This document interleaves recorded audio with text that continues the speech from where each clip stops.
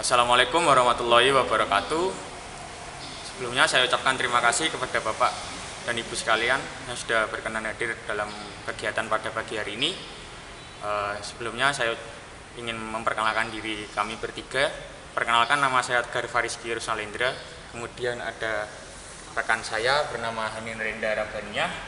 Kemudian yang terakhir ada Revita Vandariska. Kami bertiga berasal dari program studi D3 Paramedik Veteriner Universitas Airlangga. Langsung saja kita ke pembahasan materi pada pagi hari ini, yaitu yang pada pembahasan praktik kerja lapangan pada Balai Karantina Pertanian kelas 1 Semarang yang telah dilakukan tanggal 26 Juli sampai 6 Agustus 2021. Untuk daftar isinya sendiri yang akan kita paparkan di sini yaitu yang pertama, profil Balai Karantina itu sendiri, rangkaian kegiatan yang telah kami lakukan, kemudian alur pengiriman barang, dan yang terakhir contoh barang yang diimpor. Apa itu karantina? Karantina adalah sistem pencegahan masuk, keluar, dan tersebarnya hama dan penyakit hewan karantina, hama dan penyakit ikan karantina, dan organisme pengganggu tumbuhan karantina, serta pengawasan dan atau pengendalian terhadap mutu pangan dan keamanan pangan, serta keamanan pakan dan mutu pakan. Kemudian produk rekayasa genetik, sumber daya genetik, agensia hayati, kemudian jenis asing invasif, tumbuhan dan satwa liar, serta tumbuhan dan satwa langka yang masuk ke dalam, tersebarnya dan suatu area ke area lain, dan atau dikeluarkan dari wilayah negara Kesatuan Republik Indonesia. Selamat pagi. Terima kasih atas kesempatannya. Di sini saya akan menjelaskan terkait rangkaian kegiatan pada saat praktik kerja lapangan kami di Balai Karantina Pertanian kelas 1 Semarang. Next. Di sini kami berkesempatan untuk mendatangi TPK Pelabuhan Tanjung Emas. Untuk di TPK sendiri, kami di sini melakukan pengecekan kontainer seperti gambar di slide tersebut. Lalu di sini ada pengecekan skim milk yang masuk. Next. Selanjutnya kami berkesempatan ke kantor Pos Besar Semarang pada hari Kamis kemarin. Di sini kami melakukan pengecekan sarang burung walet yang akan dikirim ke Jepang. Next. Selanjutnya kami berkesempatan mengunjungi terminal domestik Pelabuhan Tanjung Emas selama 2 hari. Di sini kami pada foto pertama kami mengunjungi kapal yang akan berangkat ke Kumai. Di sini kami melakukan pengecekan. Selanjutnya ada pemeriksaan fisik oleh burung yang sudah datang masuk ke Semarang. Next. Selanjutnya selama 2 hari kami berkesempatan mengunjungi Bandara Ahmad Yani Semarang. Di sini kami melakukan pengecekan terhadap barang sarang burung walet yang akan berangkat menuju Taiwan pada saat itu.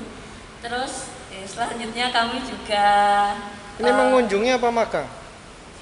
Magang. Ya. Maksud saya. Jadi jangan disebutkan mengunjungi ya. Oh iya.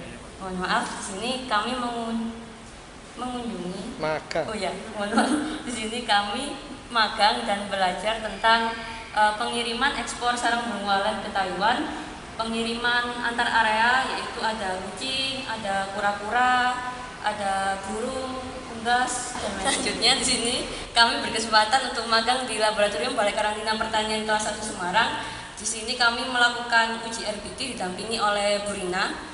Seperti gambar di slide berikut ini, kami melakukan uji RBT untuk brucellosis terhadap sapi. Next. Selanjutnya kami di sini berkesempatan untuk magang di kantor induk Balai Karantina Pertanian kelas 1 Semarang. Di sini kami didampingi oleh Bu Nia dan Bu Nani. Kami mempelajari terkait dokumen-dokumen yang masuk dan akan diproses untuk pengerjaan selanjutnya. Di sini ada alur impor. Untuk alurnya sendiri, yang pertama, pengguna jasa akan melakukan pengisian PPK online dan melengkapi dokumen-dokumen yang termasuk seperti permohonan, health certificate, invoice, bill of lading, SRP, sertifikat halal, manifest, PIB, surat kuasa, identitas, surat tugas, COA, COA, dan SK TPKH. Selanjutnya akan dilakukan penerbitan KH3, 5, dan SP2MP. Setelah itu akan diambil oleh salah satu petugas TPK dan akan menerbitkan KH1 dan 2. Setelah dokumen-dokumen tersebut lengkap, akan dibawa menuju lapangan untuk dicek dokumen dan fisik barang tersebut. SP2MP itu apa? Tahu nggak? Tahu, surat perintah pemindahan media pembawa. Setelah pengecekan di lapangan, petugas akan mencetak KH2 yang kedua, KH3 yang kedua, KH2 yang ketiga, dan kwitansi. Setelah pengguna jasa melunasi kwitansinya, maka petugas akan menerbitkan KH14. Selanjutnya sini saya akan menjelaskan tentang alur ekspor dengan contoh sarung wallet. Di sini yang pertama, pengguna jasa akan mengisi PPK online-nya. Setelah itu petugas akan mendatangi perusahaan untuk dilakukan pengecekan pada barang di IKH-nya. Setelah dilakukan pengecekan, akan dilakukan uji lab terhadap barang yang akan dikirim. Baik, selanjutnya ada contoh media pembawa, yaitu yang paling sering ditemui saat di TPKS atau terminal peti kemas saat di pelabuhan, yaitu berupa subway powder. Saat melalui jalur impor sendiri sudah disiapkan dokumennya seperti yang sudah dijelaskan sebelumnya melalui alur impor. Setelah dokumen siap dan dibawa ke tempat pemeriksaan karantina, lalu dilakukan pemeriksaan barang impor, yaitu dengan pemeriksaan kontainer berupa nomor kontainer dan nomor sealnya. Lalu dibuka kontainernya, kemudian dicek dari kontainernya sendiri apakah ada kebocoran atau tidak. Lalu diambil sampelnya. Lalu dilakukan pemeriksaan sampel. Jika contohnya media pembawanya subway powder, dilakukan pemeriksaan organoleptik, yaitu berupa pemeriksaan warna, tekstur, lalu rasa dan baunya. Sedangkan yang Namanya Mbak siapa? Mbak Revita. Mbak Revita. Itu saat memeriksa kontainer kan ada dokumennya ya? Iya. Nah itu yang dicocokin apanya dulu sebelum membuka itu diterangkan dulu. Pada saat pemeriksaan kontainer, setelah dibuka dilihat bagian nomor lotnya di bagian plastik. Sebelum dibuka kontainernya? Sebelum dibuka ada pemeriksaan nomor kontainer dan juga nomor seal dari kontainer sendiri. Nomor segel ya? Iya. Nomor segel sama nomor kontainernya dicocokin dengan dokumen yang ada. Iya. Ya? Oke, lanjut. Lalu setelah nomor kontainer dan nomor segelnya sesuai dengan dokumen, dilakukan pembongkaran kontainer, lalu diperiksa nomor lotnya dari plastik dari sampelnya sendiri apakah sudah sesuai, dan juga dilihat tanggal produksinya dan expirednya. Lalu dibuka plastiknya, dibuka karungnya, dan diambil sampelnya. Kemudian dilakukan pemeriksaan sampel berupa uji organoleptik seperti warnanya warna putih kekuningan, lalu baunya itu harum khas susu, lalu rasanya manis, dan juga teksturnya tidak menggumpal. Lalu setelah diperiksa dan diambil sampelnya, diberi tanda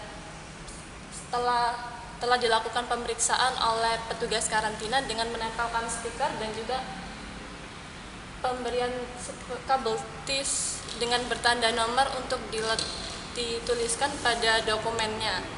Lalu setelah ditandatangani oleh dokter petugasnya dan juga petugas pembongkaran kontainer, bahwa pemeriksaan media pembawa sudah selesai dilakukan dan dibawa ke bagian TPK kembali, tempat pemeriksaan karantina, untuk diproses kwitansi dan juga pembayaran dan dilakukan pencetakan sertifikat pelepasan. Mungkin sekian yang bisa kami sampaikan. Jika ada kekurangan, kami mohon maaf yang sebesar-besarnya. Kami persilakan untuk Bapak ataupun Ibu dokter untuk memberikan tanggapan kepada kami. Saya mau melihat yang ekspor deh. Ya alur ekspor sarang walet. Ya benar mengisi PPK online. Terus di kita diverifikasi dulu dokumennya. Apakah sudah lengkap, sudah benar, sudah sesuai. Terutama kita akan memverifikasi masalah hasil lab. Karena hasil lab itu harus nitrit kurang dari 30 ppm, untuk logam berat 0, terus untuk AI juga harus negatif, cemaran mikroba TPC, E. coli coliform, Salmonella, Staphylococcus. Ini ya yang tengah ya. Dari materi yang disampaikan itu tadi kayaknya belum menyampaikan kemarin ketika magang ngikuti ada periksa unggas juga ya, unggas yang masuk ya.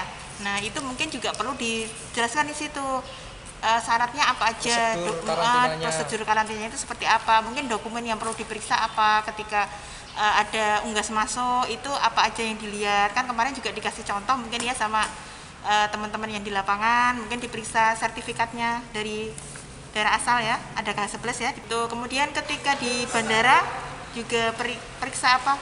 Kura-kura? Oh, kucing ada. Nah, di sana ada persyaratannya juga.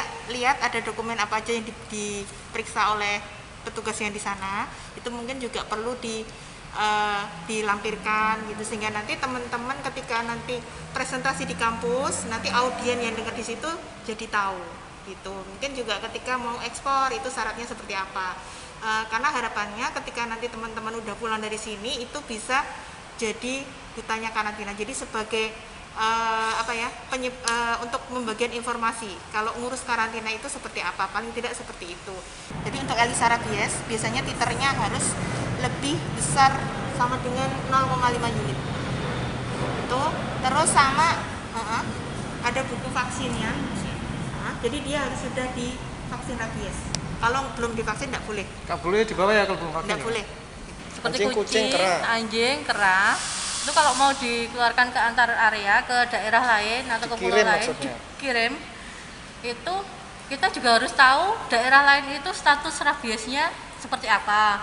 Ada kan daerah bebas vaksin, bebas historis maupun daerah tertular.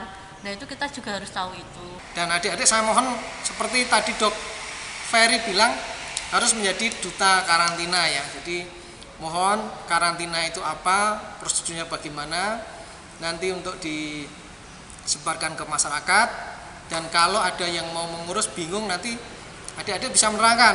Kalau adik-adik belum tidak bisa atau belum jelas masih bisa menghubungi kami, bisa ke saya, Dokter Ferry, dokternya semua dokter yang kemarin ketemu pada saat magang di lapangannya.